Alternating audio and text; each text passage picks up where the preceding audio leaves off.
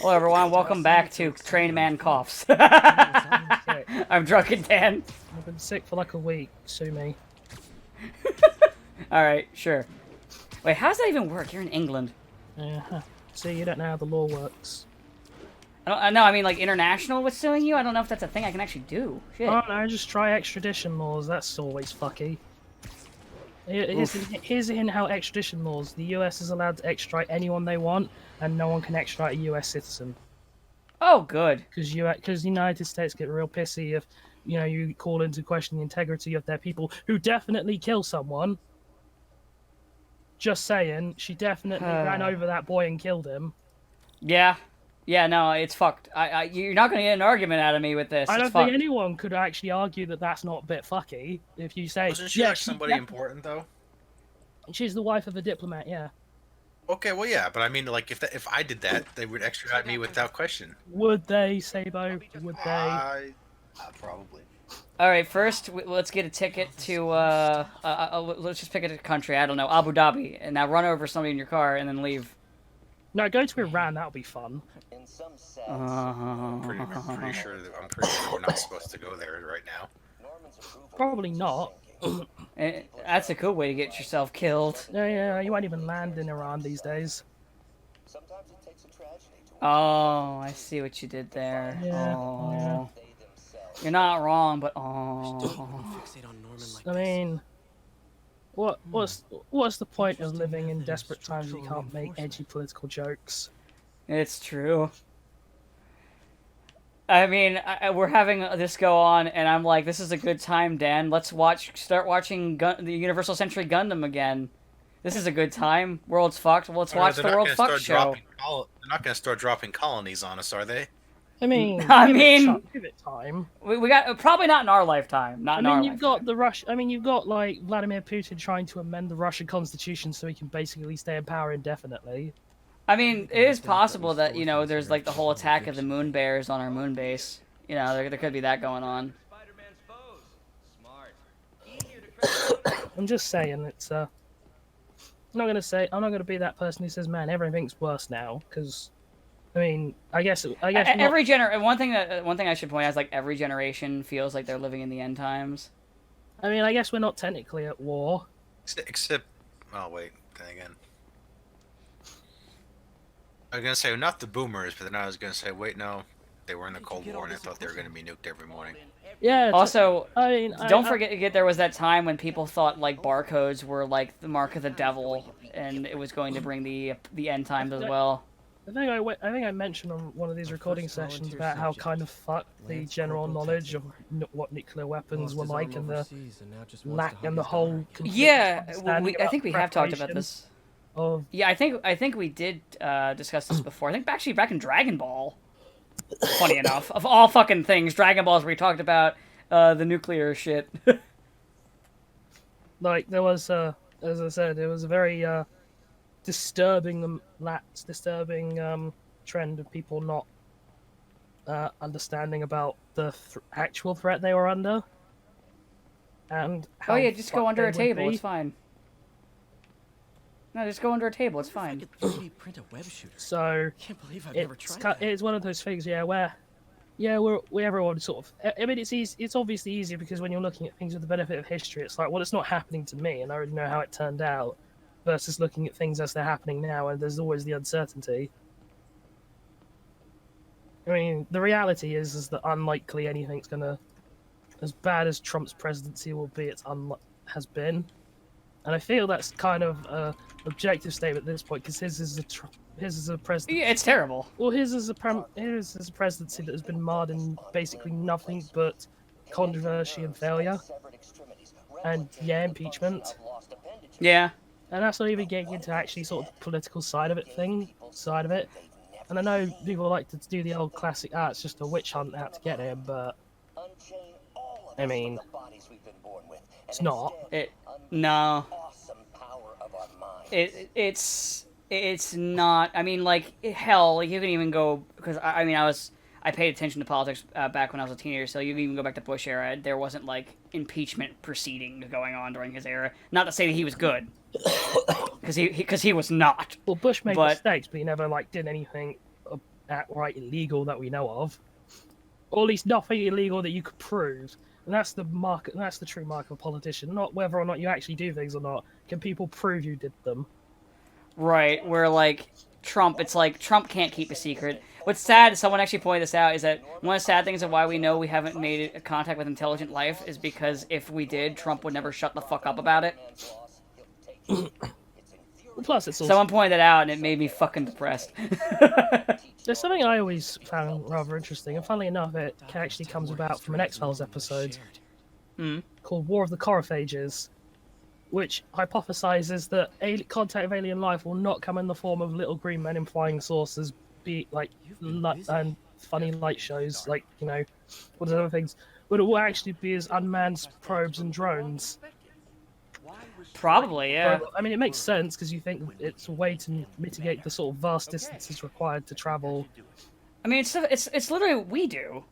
And it's just a step up from that. And I just found it sort of interesting that this was also in one of the comedy episodes of X-Files, because the whole plot of War of the Corophages is that there's cockroaches in this small town, right? And Mulder's there to investigate lights in the sky, but Scully's not there because they think this was when Gillian Anderson was pregnant. And they had to, like, very cleverly work around that fact by always shooting her from the waist up. Right. But anyway, so there's that going on, and, like, Mulder's there, and he's forever, like, looking at, and then, like, these cockroaches. Sorry, this is just a side, because they just did the thing where the coffee cup breaks when he's trying to use the arm, and I just wanted to say that coffee cup break is really fucking good.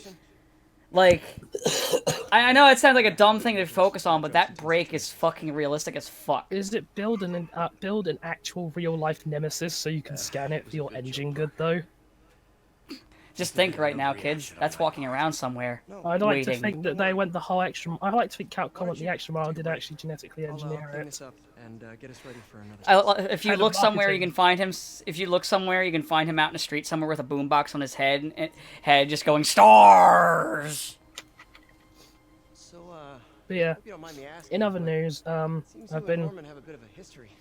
I actually got mildly curious, and I decided to go back and reread Crisis on reread a couple comics. Oh, just real quick for the audience, in case if anyone asks. Yeah, we all know Byleth, and Trey and I have a disagreement. He's not happy because he wishes it was like 4 rather than 5 because he believes Terry's more hype.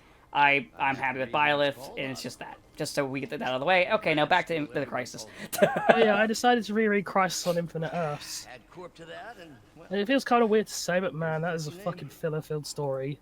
Crisis on Infinite Earths. Is that the one where Ted Cord dies in the beginning?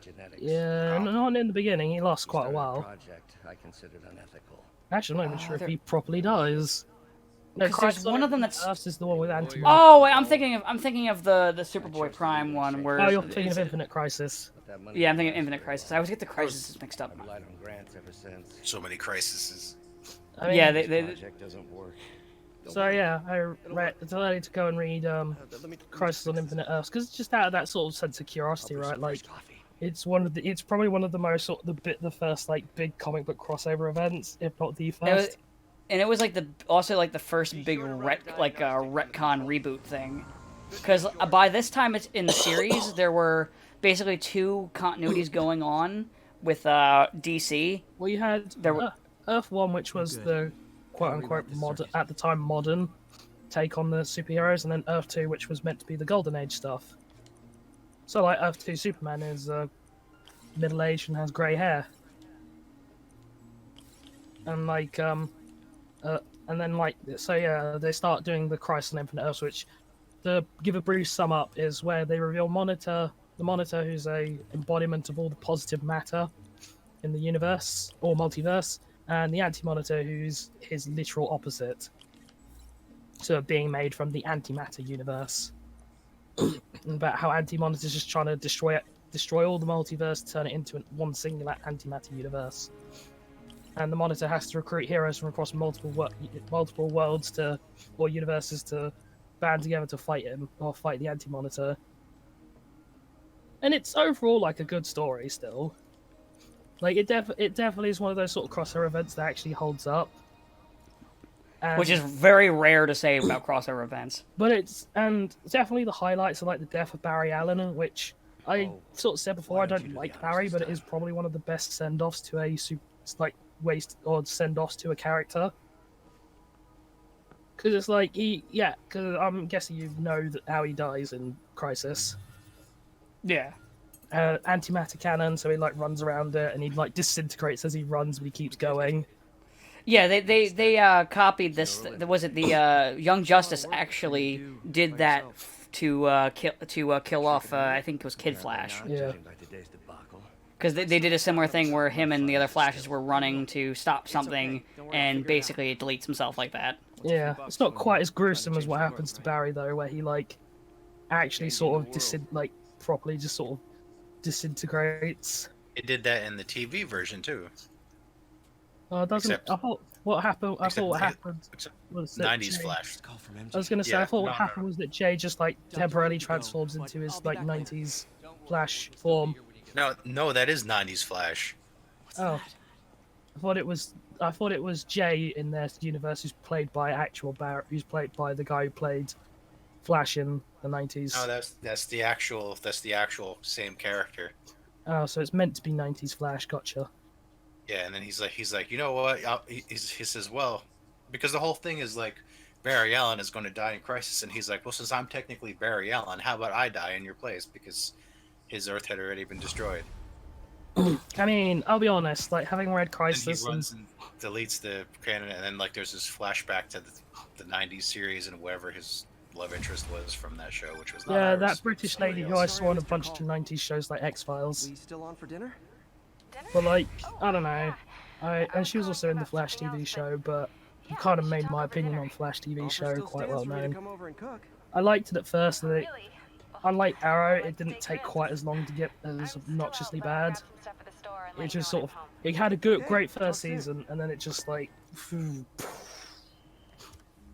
But I found it funny that apart from Barry Allen dying, the most sort of notable parts and the best parts of Crisis that stood out to me were all the Superman stuff. So you know the stuff the CW version can't do because they hate Superman. Oh, they did. I mean, they brought in Brandon Routh, Superman. Yeah, but like, pretty well. Fuck me. One of the best parts of that is after the first time they think they've succeeded, and like everything's been reset into a singular universe with only a few people from each universe arriving, and there's just like this sort of really heartbreaking series of pages where like Kal-El, who I always refer to Earth 2 Superman as Kal-El because it's easier. That's actually that makes sense. Where Kal-El sort of wakes up in, you know, not only in the Daily Planet, and he's at what he thinks is his office because he's the editor-in-chief of the Daily Planet in his universe because, you know, he's been around for a while. And then sort of he realizes, oh, Perry White's here. Oh, it must be Earth 1. And then just kind of the sort of horrible realization as he realizes that not only is he not on his Earth, but like his Earth doesn't exist anymore, including his wife. And like his Krypton doesn't exist, like, or never existed. Like he's a person who literally should not exist in this universe, and it just sort of he has this like horrible breakdown. And like Supergirl has a really good death scene where she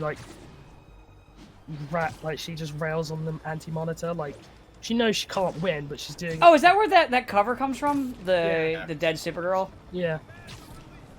Much to the surprise of nobody, they didn't do that in the TV version.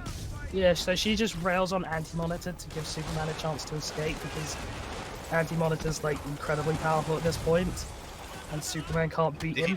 Did he turn into a giant? Not at that point. He turns into a giant He turns into a giant later, but that's also when Kal-El. Also, there's a point where for like one of the big final battles is they go back to the antimatter universe to fight him again, and like basically they realize, oh, we've all got to go now. And then Kal-El's like, I'll stay behind because my universe doesn't exist and there's no one left alive. And I don't matter anymore because I don't exist. And it's like, and he just stays behind to fucking solo fight, or at the time solo fight Anti-Monitor. But then Superboy Prime shows up and it's like, yeah, I also don't have a universe to go to because this was back when Superboy Prime wasn't a fuckwit. Yeah, this is before that. For the audience who are curious about Superboy Prime, the original. Don't be curious. I meant what he was originally before they decided to make him what we know him as, unfortunately. I was going to talk about that, not... So, basically, the original idea of what he was from was a universe where he's the only superpowered person, and that was pretty much the gimmick. Yeah, it's kind of like Watchmen. But Oh shit, I forgot to go on Do Not before Disturb. Watchmen. Fuck. They weren't quite allowed to do that in the TV version. They merged all the CW shows into one Earth, but they also had to restore the other shows multiverses because because who wants to because basically... he was like DC said we weren't allowed to destroy all their other shows if we didn't fix them at the end. I mean, you can understand why, because who really wants to... Because I know Tom Welling and the woman who plays Lois cameo in it, and who really wants to think, man, that happy ending got fucked. Yeah, so at the end, the multiverse is now like it shows like Swamp Thing and Doom Patrol and Titans. I mean, they could have deleted Swamp Thing, to be fair. Brandon They could have deleted Titans. I mean, what they did do is they used it as an excuse to make Titans and Doom Patrol now in separate universes, so they don't have to line up the shows anymore. Yeah. So yeah, but then like the one. Also, Ezra Miller shows up for 2 minutes. Yeah, I did see that, and it's like which nobody was like expecting. I mean, he's not even going to be. His movie's not even happening yet. Still, is it? And apparently it is. Apparently they decided they called up like when everything else was shot. They called up the guys running CW shows and they're like, "Hey, can we put Ezra Miller in there for a minute because we want to throw him in there, even though we specifically forbade you to ever use or mention the DC movie characters in your multiverse. We want you to throw him in there." And they're like, "Okay, sure, we'll take it." And everyone was happy about it, but they're like, okay, clearly they're just doing this to prop up the Flash movie that they're now talking about might happen. I know, but wait. To try and drum up interest for it. But I mean, it's just they just show up and they're like, oh, you're Barry Allen. I'm Barry Allen. Okay, bye. Yeah, that's what it seems like from the scene I saw. DC in general is just fucking weird with their characters. Like how what they let you do and not do has always been weird. Even before they were bought by Warner Brothers, they've always been weird. And then I decided to go and reread probably one of my favorite Superman stories, which is Death of Superman. Oh yeah, I have that somewhere, the Death of Superman storyline. And it's like also, by the way, just so you know where we are in the game right now, we're doing the MJ Stealth section where you're in the auto shop. Ah, fun! The sneak peek for the Tombstone boss fight. That's a side mission. Optional. Which feels odd to put this much emphasis on Tombstone, and then but then his boss fight's not mandatory. And I mean, it's an okay boss fight, but it's odd that you put this much emphasis on him. Especially and then since he just doesn't. It's all building. He's building this super truck that's like relevant for one scene. I know it feels like they probably had a lot more planned for. It feels like they might have had a more plan for Tombstone. Or maybe they didn't. Maybe they're like, yeah, let's put Tombstone in. What's he going to do? I don't know. What does Tombstone actually do? Well, as I've so eloquently described Tombstone before, he's a black man with the powers of white privilege. I thought he doesn't breathe. That's his power. Sometimes. Sometimes he doesn't breathe. The only thing I remember is where it's like, no, you're going to be knocked out too. No, I don't breathe. I mean, original Tombstone wasn't even super strong. He was just an albino. Or he was a not albino. He was a guy who'd been chemically induced into being an albino. I don't know, man. It's like 70s. It's weird. Only the 70s would give us a black man with the power of being a white man. I'm not even sure if Tombstone is in the 70s. I'm going to look that up. I feel like it must be, because 70s is largely when they start pushing for more African American, or sort of black characters in comic books. And because that's when isn't that when Luke Cage became a thing? Yeah, Yep. Marty Lincoln, 616. Oh no, sorry, it was 1988. My bad. Man, that's late. That's hilariously late. Huh. For a character like him. So yeah. But yeah, I reread Death of Superman. I kind of realized why that was never going to be a good adaptation of that storyline. Go ahead. Because basically from the second Doomsday starts fighting the Justice League, there's not an action scene. Like, the entire comic is essentially just one long fight scene. Like, Yeah. from the moment that Superman appears and starts fighting Doomsday, the entire, like, sort of, what is it, like, 8 issues, something like that? Like, 4 Yeah. issues? It's something like that. And then it's just sort of a non-stop fight scene, and I accept that you'll never, that in animated or, that in, like, animated or, like, live action, you'll never be able to get away with that. Doing, like, just basically one long continual fight sequence. I hate this fucking stealth section. But man, okay, no, it's 5 issues. But yeah, it's like a really good story, and not only because it's just great action. There's lots of great artwork. Like, I'm kind of surprised, and I even said this to someone, that nobody's ever like recreated that classic shot of like in anything of like Superman and Doomsday punching each other and shattering the windows of the Daily Planet. They have. Yeah, honestly, Didn't you'd they think do that that would in be the something that movie? they would copy. And which movie? Superman, Death of Superman movie. I don't think they did. I've seen that. There's nothing. Did they do where it in it's either quite version? Like that shot. There's the office. Was there anything in either version? It's been a while since I watched the old version of it. Well, in the fucking film called Superman Doomsday, Doomsday's in it for 5 minutes. Yeah, I know he's not in it long. I was kind of curious if they did a shot like that or not. They didn't do it in that.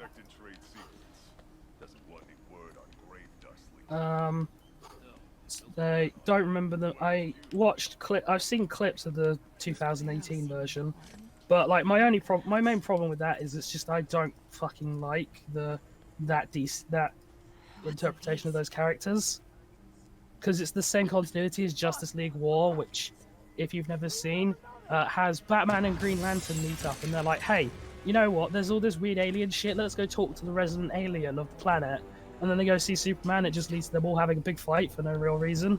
Oh yeah, because that was based on the New 52 version of the story. And I fucking hate New 52.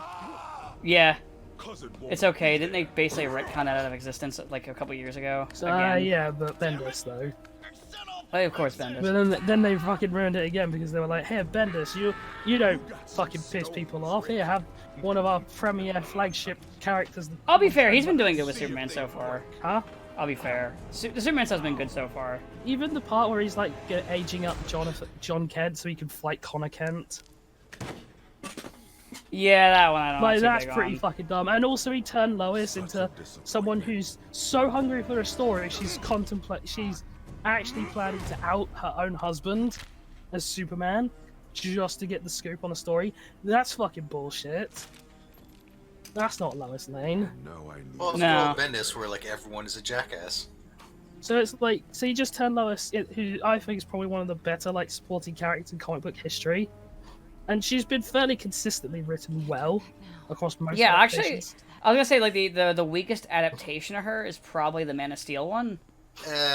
She doesn't do anything in Man of Steel to warrant that. Exactly. She's written good now, but like in older comics. Oh yeah, if we're talking like Silver Age nonsense, then yeah, I'll grant. Oh yeah, Silver Age where they. But Well, Silver Age they changed. So it's funny. Golden Age, the Lois that we know and the Golden Age Lois are basically the same person. Yeah. Like, it's the Silver Age Super Dickory Lois, where it's like To quote one of the writers of some Why does female Harry show, I don't remember, like depending on the issue, Lois Lane was either a well-written and What is Tombstone using these for? strong reporter character, or a completely neurotic bitch. Yeah, Please oh. just to annoy Superman. No, yeah, I get that. I'm not saying, but I just mean she was fairly consistently since like 85 Okay, I want to say don't ever do that has again, been but since I know relatively you're well going to written, anyway, and then it's just like, oh, but now she's willing to sell out her own husband, father of her child, and therefore her you know child and Tombstone is herself crazy as a and story. freaking It's like, invincible, right? that's just ass. That's just fucking nobody would be like that. Yeah. Dennis. You can fuck right off. Especially not Lois. Lois wouldn't be like that. Maybe this specific MJ in the game we're playing right now.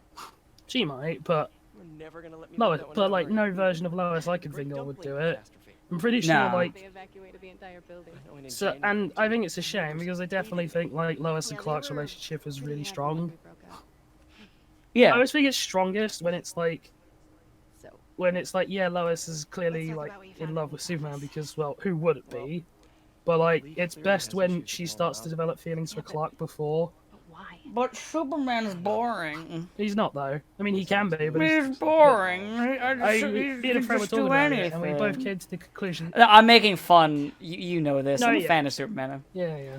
So I was But like, thinking, so anyway, Death of Superman has some fantastic art, and like I think it's also kind of one of those sort of stories that gets Superman so perfectly because it's like just before the fight starts, there's this thing where Superman's like doing an interview that's being televised for all the kids and all the like high school kids, which is a very Superman thing to do. Not again. And then like, Cat Grant says, "Oh, so you're the leader of the Justice League?" And he's like, "Actually, no.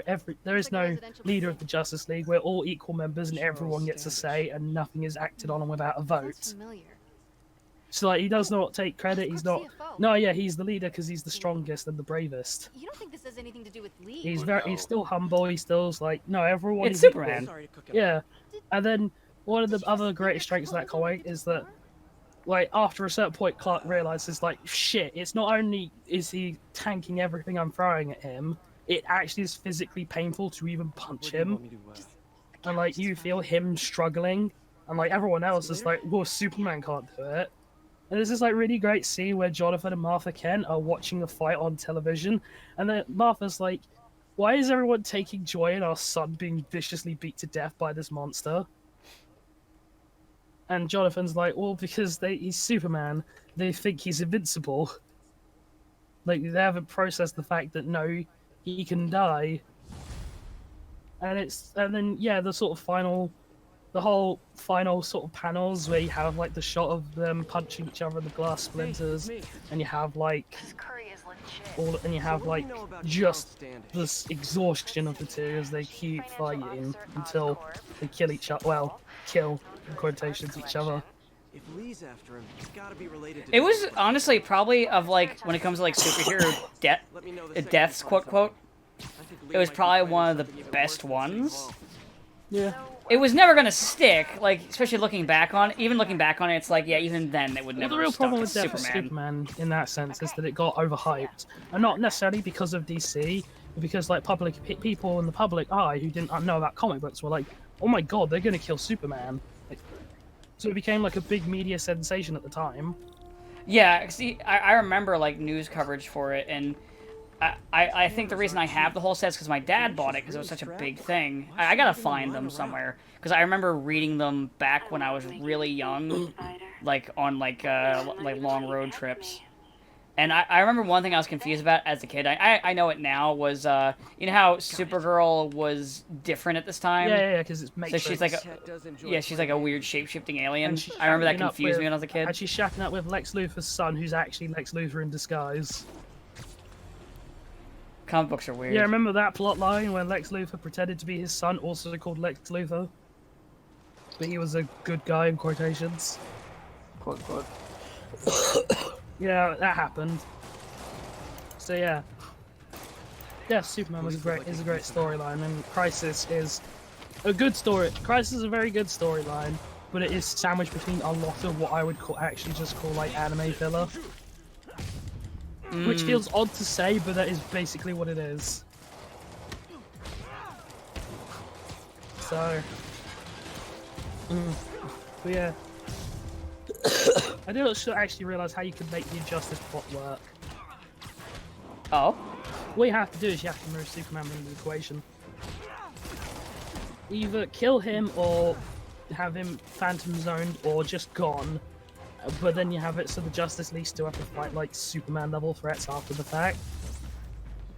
Oh, and then they start going a little nuts because of Yeah, that. because it's like, well, if you've been invaded by Warworld and Mongol, who, you know, There's probably you don't have... Hell, you could even have, if you want to go the extra fucked route, you can even have like Zod show up and be like, "I'll help you."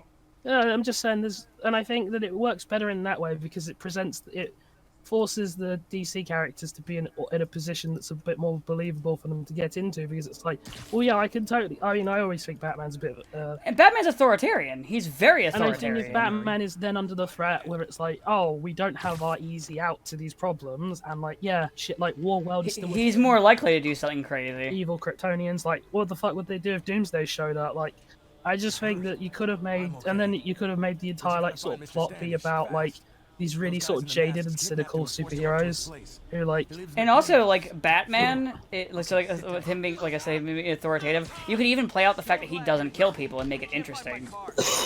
Yeah. What I'm just saying is that you could have then had like if you want to make it extra fucked with that, have him give people lobotomies. yeah, like the Justice Lords did, and I just think that you could have, off of doing it like that, you therefore could have had this thing where you have like the sort of classic comic book hope and optimism of like a revive / alternate universe Superman having to clash with these more cynical ideals where it's like, yeah, great Clark, nice of you to say all this, but you weren't there when we needed you, and you know, it's easy to be like this when you have like the Invincible Man of Steel who can like save the day. It's less great when you don't, and like say fucking like Manhattan gets wiped off the face of the earth by Doomsday or something, and then you have like a world that's reeling with this fact. Because I know Superman Returns asks the question, does the world need Superman? But then Superman Returns has the issue of nothing fucking happening in that movie. Yeah. It had good ideas, but yeah. But anyway, I'm just sorry about all that. So I've just been on a massive sort of Superman kick that's not full DC, because I don't know. I just have been like, man, Superman's a really great character, and I think it's a shame that he can't.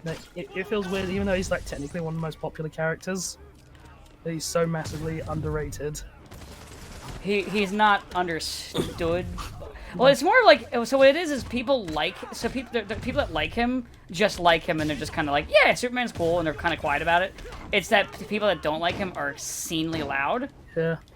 And usually don't understand the character. So it's not even a case where like, I don't like this character, but I know what they are. Like, when it comes to Barry Allen, we all know what he is. He's nothing. And because that, we don't really care for him, but we get what he is. We get his power set. We understand it's all that. telling that until Flashpoint, the only other major storyline Barry Allen really had claim to was Crisis. And well, the whole point of Crisis is that he dies. He dies. And obviously, as I said, it's probably one of the best superhero deaths I've ever seen. And it's like really maturely handled, and it's a great sort of passing of the torch moment for Wally West as well, who is my favorite Flash. But like, yeah, it's just. Yeah, people around our age typically will say Barry, because I was actually talking with one of my coworkers who's the same age as me, and he was talking about like this comic series. He's like, yeah, I'm a fan of the Flash, and I was like, all right, quick question, which Flash? And he's like, and he goes, you know, Barry, and it's like, oh, yep. I mean, Wally. Not Barry, Wally. Sorry, my brain farted for a second. Yeah. And also, like, the version of Wally I always think of is voiced by Michael Rosenbaum, which has admittedly sort of fucked a lot of the things on my sort of like trek through. That's the one from Justice League, right? Yeah. And that's the version. That's the voice I'll always sort of hear because it's kind of funny to me. I mean, I will say Rosenbaum's probably one of the best things about Smallville. Which, to its credit, Smallville, even these sort of later seasons I'm in, still isn't quite as trash as Arrow got. Yeah, no, it was never as bad as Arrow. Which is fucking great, because fuck me, CW shows. I don't know how, like, it definitely, it's the kind of show where it feels like there's schizophrenic people writing it, or there's like one guy who they keep like chained in a closet who's like actually aware that it's a Superman series they're writing. Oh, what's there? And then very occasionally they'll like drag him out, and he'll do something, and he'll put in characters and be like, oh wow, it's like actual mythology shit, and like you're actually trying this week. And then the rest of the time the writers are like, no, but Lana though. And I realize. What season are you on now? What is it with these writers and just that one chick they just keep pumping out there like that? I finished the season 6 finale, yes, at the weekend. I'm gonna start season 7 at the weekend. Did you get to that? Did you get to that episode with that guy who was like actively like, no, really, Lana's just hurting you at this point. We need to get rid of her. No, not yet to that point yet. I don't think. Oh, okay. I've had a lot of people basically tell Clark, like, yeah, you should just like not bother with her, and it's like I agree with these people. And Clark's like, no, but she's my soulmate, and it's like she fucking. I don't get why they do that because Lois is in the show at this point. And it's like, I don't know who you're fooling. Like, I can see his actual, like, you know, destined love. She's right there. Like, you can't escape this fact. She's literally right there. And she's infinitely better than the rest of than the person you're This is the thing with Lana. Like, the producers were convinced that, like, Tall building. they had found this amazing actress and she was going to be, like, this incredible star one day. So they pushed her as much as they could. Like, so that, like, when she was an A-lister 10 years down the future, as far as they were concerned, they get credit for, quote, discovering her. That might be. I mean, that would have been fine if, like, they'd have, if that had been a thing. But the real problem is she just has nothing to do. Like, even from like the first season, she's got no goals. She's got no real personality. She hasn't got anything. She really, like, they fucking struggle every season to think of a plot for her to do. This is And where it's they're like- really like, all right, why is she still on the show? We gotta do something with her. Okay, let's try I mean, this. Okay, they were let's like try that in this. season 1. Like half the fucking villains of the week have to be obsessed with her to give her Yeah. something. Oh, I really like this girl. Why? Urgh. So it's like they've always struggled with this character, and it's just, and yeah, obviously the other girl has issues outside of the show, mostly with human trafficking, Nervous. which I admit is a source of tremendous entertainment for me. Yeah. But it's not supposed to be like that. It's not supposed to be, but it is. and If it's you were just funny. if you were watching it when it came out, you wouldn't be thinking that. To be honest, I might still not have liked her because she is very much the kind, like, she's very on the nose with the references she makes. Like, I'm fine with references. I'm less fine when someone's like, "Oh yeah, what are you gonna do? Fly around the world and reverse its axis?" It's like, I mean, that's just way too on the nose for me, guys. Yeah, probably. I suppose at the time she was like the first major character who was like, yeah. She was the first like nerdy, snarky waifu type character, I guess. No, yeah. Some And people then- were probably more tolerant of that as opposed to like, you know. And then obviously, as I said, it's sort of massively hindered by the hilarity of what actually happened. But you know, that, as I said, that's probably given me a lot more entertainment at the show than others would have had. So I can't necessarily fault it. Like, good on her for being part of a sex cult and human trafficking and trafficking some humans. So, you know, I'm not saying what she did was right, but I'm saying it has entertained me. And at the end of the day, is that not the most important thing? I mean, she was human trafficking people. Yeah, well. She got caught. Yeah, she did get caught. And it's not like she didn't get arrested for it. So, Murder is basically over. you know, as I said, it's endless entertainment. It's funny. And I also... A small price to pay for entertainment. And it's kind of also made better by the fact that Lois's character and actress in the show are really good. So it's like, it's at least made better in the sense that, yeah, but Lana doesn't win though. Like, she can't win. It's not like the what's her face? It's not Felicity shit. where they're like, yeah, you know Black Canary, fuck her, she's dead. Oh, you sorry, we had another Black Canary in spare. Fuck you, she's also dead. And then the Flash team's like, we're gonna make another. Wasn't it like a thing where the Flash team was like, if you keep doing this, we're just gonna keep making new Black Canaries? Something like that. Yeah, pretty well. No, it was like the instant she died, they introduced a Black Canary from another Earth, and then when Black Canaries, and then when the second Black Canary's future became uncertain on Arrow, like they introduced a third Black Canary, like as if they're saying, if you kill her off, we're just going to bring her back again. But now I think that like they used Crisis to make it so she never died. So I guess she won in the end. Yeah, sure, whatever. She's getting a Just spin-off not by show. the original writers. But She's yeah, getting a spin-off show. That means she won. Sort of. Yeah. I hope. I think Oliver's the real winner. He got out, he died. He died twice. Did he undie? He became the Spectre, and then he died again. I guess this. I still love when he voiced Green Arrow in Injustice, because I'll get the one thing I will say Injustice did was actually write his character like him, and he just sounds like he's having so much more fun. Well, It's like, I get to be actually Green Arrow. I guess I can ask you this because my other friend who I'm watching it with doesn't quite know. So you know, in the season where they, here's the Justice League, and then by the Justice League, About Devil's Breath? was that meant to be like a set, like pitch to secure another like spin-off show that just never went anywhere? Yeah, they were trying to get more shows, but it didn't quite work out. Like they did a pilot for Aquaman with that guy. I thought it wasn't with him. I thought it was with someone else. Oh, that's right. It was with I don't remember. I think maybe it was with someone else. I don't know. Either way, it didn't work out. And yeah, they did get a spin-off show. It's called Arrow. Yeah. Well, I thought because when I saw that, it's like, oh hey, here's the Justice League and all these like costumes, superheroes, and they've worked out their code names. It's real fucking awkward that Clark doesn't have a code name or a costume. Whoops. They show up. They show up a couple more times in the. Well, I just found it odd that they then sort of disappeared in what very much felt like a, yeah, check back on these guys in on our other show kind of way. They still weren't really sure what they were doing, and no, I felt eventually they made Arrow was almost a direct spin-off of Smallville starring that guy, but then they decided they'd rather not be attached to Smallville, so they plus also, you know, running around. Stephen Arnell. Good. We've all seen the thing he does with the ladder. I would. And like, man, he can hit people with his signature move, the Arrow Season 4 finisher. Or Season finale. 4. Yes, God. that's where you attempt to elbow drop a guy. Yes. So you're both lying there in pain and not wanting to go on. Yep. You did it, madman. That's Arrow Season 4. Tom, come on. Hey, you're. He's a good man. I know it's kind of hard to talk. I know we should be talking about Marvel, but it's kind of like hard to think of things to actually say. It's like, yeah, there's a Black Widow movie coming out, but I don't care.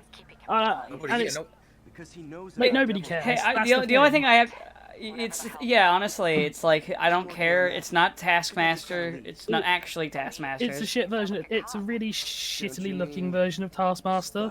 It doesn't look. I'm just saying it's too late. They missed their chance. They should have done it 5 years ago, but they didn't because they wanted Captain Marvel to be their first woman hero solo movie, which took so long to get that off the ground that she barely had any time to interact with any of the main characters before. Well, the worst part, I think the greatest thing that hurt Captain Marvel was actually Wonder Woman, and not necessarily for the reasons that you think, but it's like, as I said, I've not seen Captain Marvel, so I'm not going to say once again, so I'm not going to say on the actual quality of the film, but definitely Brie Larson is a controversial figure, right? Who definitely has antagonized a lot of people. And they definitely were trying. Gal Gadot seems a really cool person.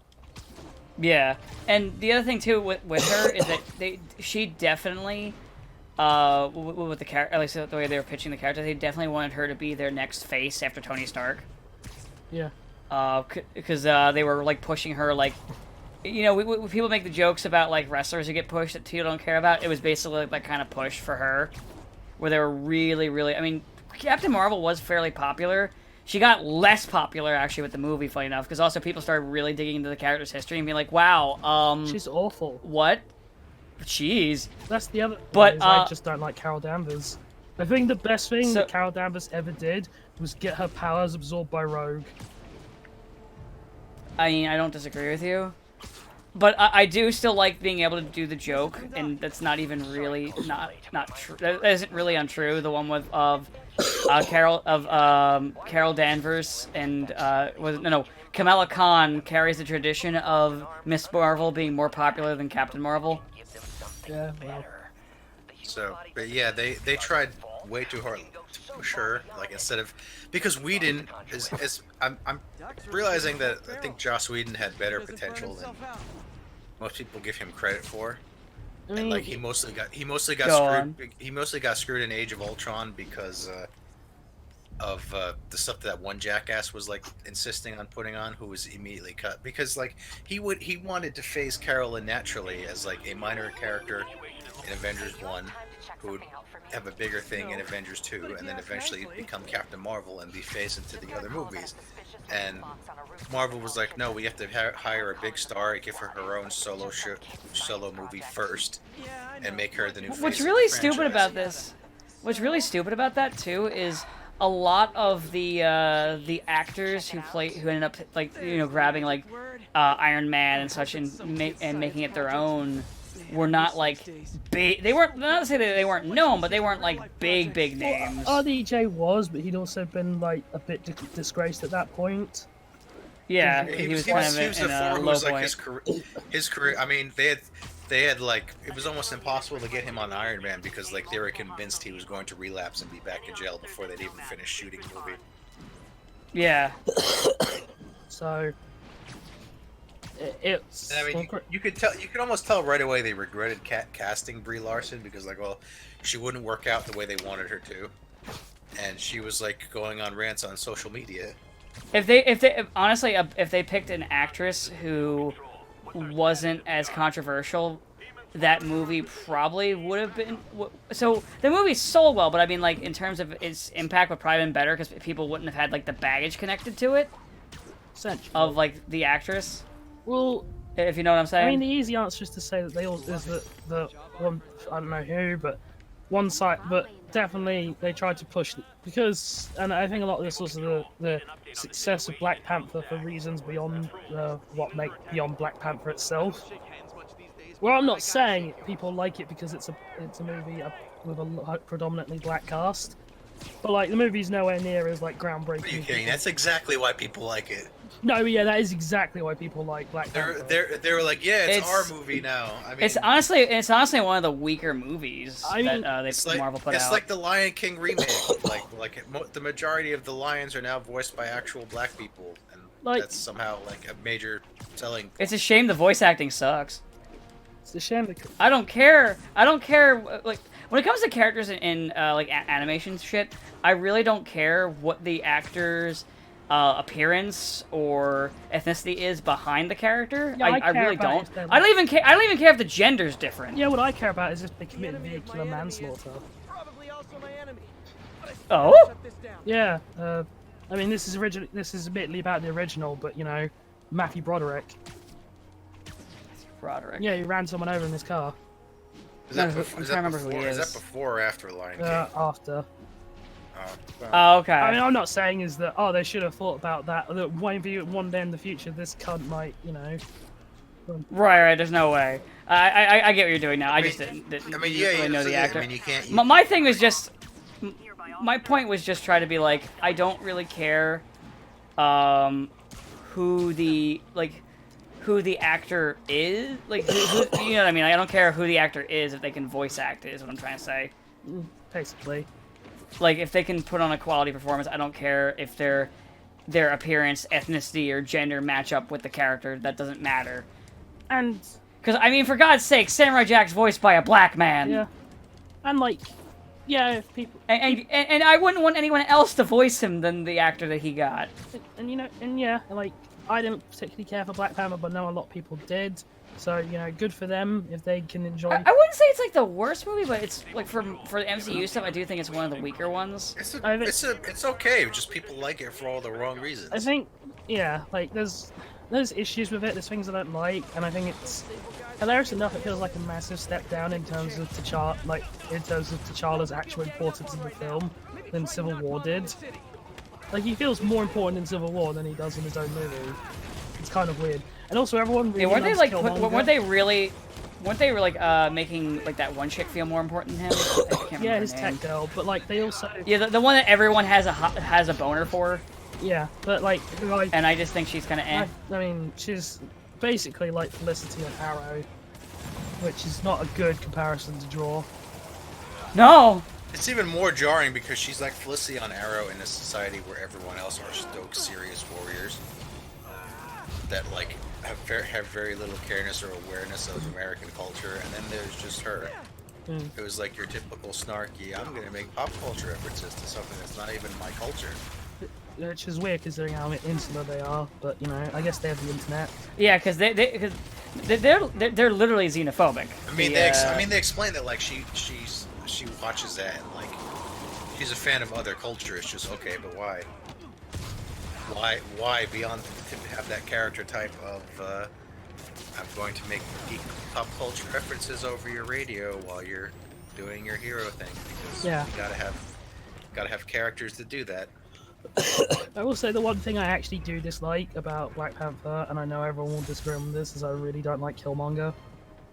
Yeah, I don't really care for him. Like, much. I always thought he's one of the. He's like, I know it's easy to criticize a lot of the MCU villains, and you know, we're quite right. A lot of them are just. Really... He's better than some of them just because Is he actually. His whole thing is a he's thing. Black Hitler. No, he is, but at least whole- it's something. His whole thing is that he's like annoyed about stuff that is not really an issue in the modern world. Like, Oh yeah, no, like, I agree. My ancestors were slaves. What- like yes, 200 years ago. We believe we already solved that problem for you. But it's like he's mad about. All right, what I was trying to say, what I was gonna try and say, because you're all jumping at me real quick, is a lot of the MCU villains don't even have that. No, yeah, I agree. Like it's like I'm not saying Killmonger is good. I'm saying MCU's villains are And I shit. guess I just find it. Yeah, a their little... villains are usually like, I hate character X because I do. Don't you mean I hate Tony Stark? Well, that's only. That's a good chunk of them. It's That's ones that only- are that's Tony only in Stark Iron related Man or and Spider-Man, movies. where they turn Spider-Man into his fucking teenage ward instead of the working class hero. Yes, Thanks. no, Yes, God yes, damn it, you hate that part about the movie. God. Hey, I hate those movies. They're not. Hold on, I'm gonna say it. They're not even good movies if you discount the fact that it's Spider-Man. If you were to fucking slap on Iron Spider or Iron Lad, they'd still be shit I ain't films. seen them, so I'm not gonna see them. I have, so I will say they are shit films I on don't their know, own. I just- They even do their own storyline twice. The whole "I'm in the shadow of my mentor" story twice. I just find it. I don't know. I just find it a bit like weird, a bit creepy. That everyone's like, man, Killmonger's this incredibly like sympathetic villain. It's like, yeah, his plan is. He's not, though. He literally in his first introductory scene, he kills a woman who did nothing wrong for no reason because he's an asshole. And then his entire plan is, you know what we're gonna do? We're gonna go kill everyone in the world who's not us, and including their women and their children too. Like he's basically Anakin Skywalker in Episode 2, but everyone's like, oh, he's so sympathetic though. It's like, oh yeah, if I murdered. People who think he's sympathetic, we should probably get them checked If he out. was- I mean, at least Just Anakin saying. Skywalker felt bad about killing the Sand People afterwards. He, The women and the children. so I don't know. It's just, I never cared for him as a character. I mean, to be fair, Anakin also did feel bad when he tried to get his cousin to become a corporate sellout. Did Anakin feel bad when he cut down all the younglings though? Probably not. No, I don't think he did. He was too busy weren't trying even to gonna save let me- Padme, you weren't who even gonna- then choked to death. No, sorry, she didn't die because of that. She died because she gave up. Fucking bitch. Died of a Right. broken heart because he turned Yeah. evil. Stupid. But anyway, yeah. As I said, it's kind of hard really to talk much about Marvel because, like, I know everyone's going to, oh, what's next for Marvel in Phase 4? And it's like, I don't think there is. Like, I don't There know really if they is. know. They said they specifically they wrote Endgame with like the idea of like this is our big finale. We don't care what happens after this. We just wanted this to be as big and make as much money of this as possible. After this, we're losing all our big money makers, and we don't know what's gonna happen next. so it's like, Because Yeah. they legit don't know. Because like Brie Larson, who kind of screwed the pooch on becoming the next big one. That was their original thing, and they didn't really. The only other thing they gunned on was Spider-Man, and they couldn't get it off of yeah, they can't Sony. do that. Well, now they can, but like they're always like, man, if we have an issue with Sony, that's going to be the end of that. So, I don't know, like, and I can't really say, oh, it's DC's time to shine, because honestly, it might just be the. DC is way too inconsistent. It just also might be, you know, the time for the superhero stuff to sort of fade out. Like, It's really hard to tell because like we haven't had the next big trend yet. It will come. I just don't know what or when. well, Star Wars. So superheroes are here pretty much until it happens. I mean, Star Wars has failed to reignite the passion, the sci-fi passion that I think a lot of people were hoping for. I mean, I guess the much. trend for Well, the unfortunate thing is that the it and the Star Trek movies weren't really all that great. I mean, I could talk a lot about my distaste for JJ, but there's not. Yeah, he's in I both don't know. of There's them. not much point. I feel like most people at this point are kind of like me, in that you're just sort of sick of Star Wars. And I accept that I was sort of sick of Star Wars after The Last Jedi, and that's a controversial subject for people because there are people who like that movie.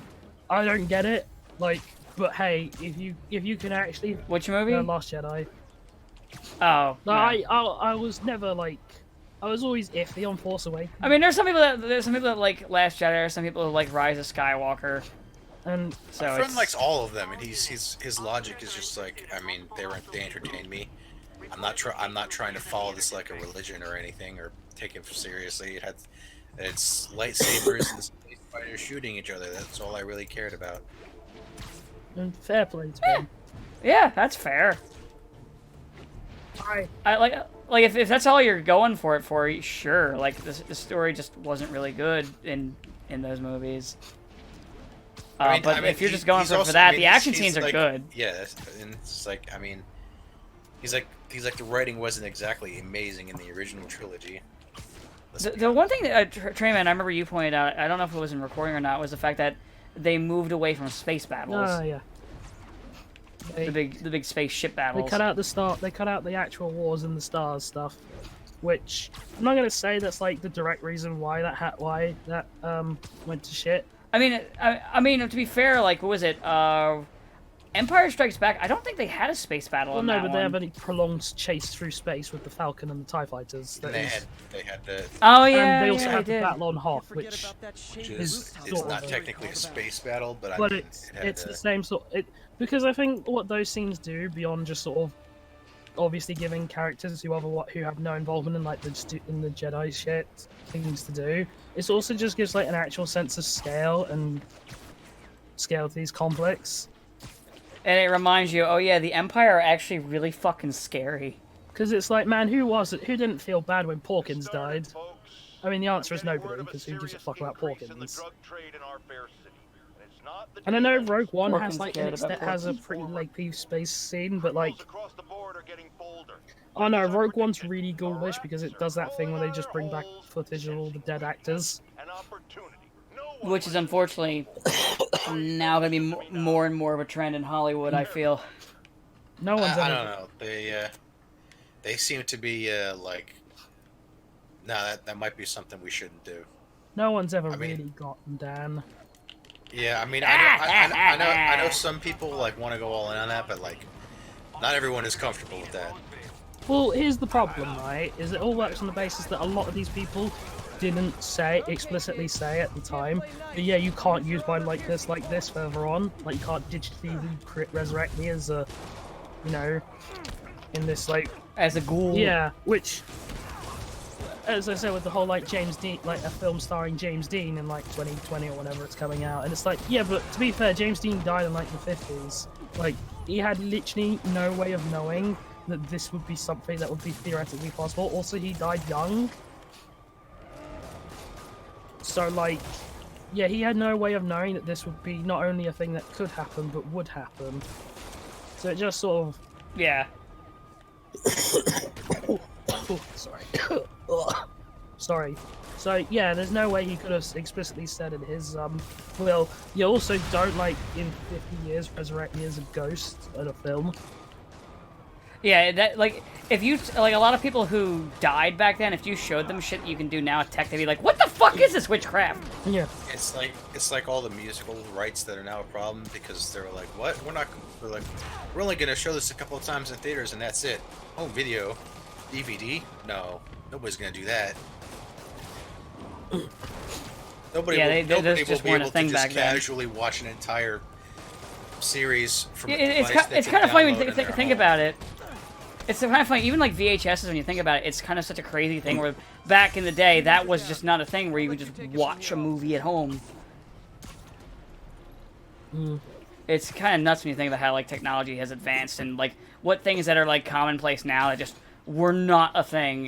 Just, like, minor things, even. Man, what do people do all day? I mean, it depends on the era you're talking about. If you're talking about the 30s, well, in the 20s they didn't do shit because they were all poor. Actually, no, the Roaring 20s, everyone went out and partied. Yeah, Roaring Twenties was when they were all rich and partying. 30s, no one did anything because they were all poor and destitute. And I mean, Hollywood was, you know, doing its star system, was at the height of its studio system, which is relatively morbid if you think about it. Well, not relatively. It was incredibly like sadistic the way the studios acted and could get away with shit. Yeah. So, the 40s, well, there was kind of a event little thing going on, you know, at the time. You might not have heard of it. I don't know. I don't think there was anything going on around that time. Everyone was rich again. Well, actually, I guess in the 50s, everyone was like, uh-oh, but communists, though. They were rich but communists. Like, we're all rich, also we might all be exploded. Well, no. In the 50s, it was the massive misunderstanding of what the nuclear weapons would be like.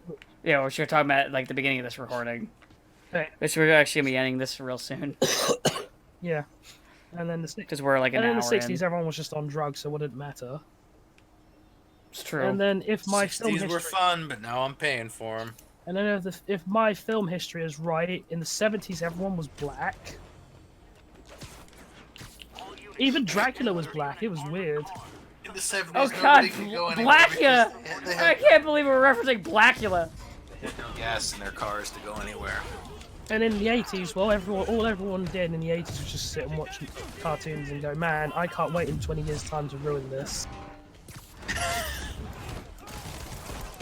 And then in the 90s, I will call it Thundercats Boar. Wait, no, that's silly. We all remember what life was like in the 90s. It was this perfect, fantastical... Yeah, it's actually sad if I'm saying that. Like, the fucking 90s is probably the most peaceful time period in living memory. Actually, yeah. I think the most thing that was going on maybe at the time was that when Russia was invading Afghanistan, had invaded Afghanistan? Or was... that was actually in the 80s. That was in the 80s. I mean, you think, like, the fall of the Berlin Wall happened in the 90s. You know, the ending of the Cold War. No one had any sort of... There was no sort of major sort of global conflicts or things like that. Everyone just... Like, the worst thing a president did at the time was shag a woman in the White House. And now we live in a time where it's like, man, I wish that's all he'd done. Need to shut down the governments before more lives are lost. Yeah. It was a simpler time. So you could just joke about how, yeah, the president just plays a saxophone all day, I guess. Yeah, literally there are so many cartoons of just fucking Clinton playing a saxophone. You know. And then the 2000s, well... I don't know, I blocked most of... I feel like the early 2000s for me is sort of highlighted by YouTube, early days of YouTube, which I look on wistfully and remember how dog shit they were. Or couple. No, I mean, man, classic YouTube was fucking toxic as shit. I loved it. Oh yeah, back when there was like all the God, rant remember YouTubers. Oh yeah, I remember Armac. We'll talk about this stuff real quick. Remember how he fucking lost his mind and like stole a bunch of money from his boss? Oh yeah. There was there's also like all the ranter drama, and because it was also small enough, like some of them I even ended up like bumping into conversations with. It was weird. Yeah.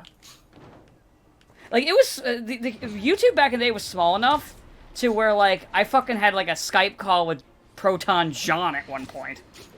That's how small of a world it was back then.